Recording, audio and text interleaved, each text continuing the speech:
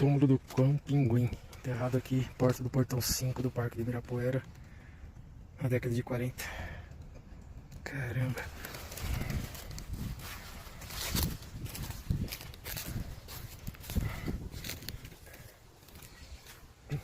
E ali tem outro.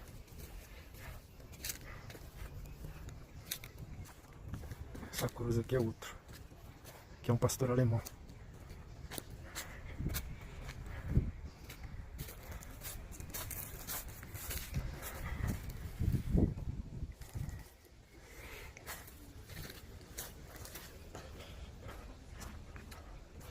Surreal.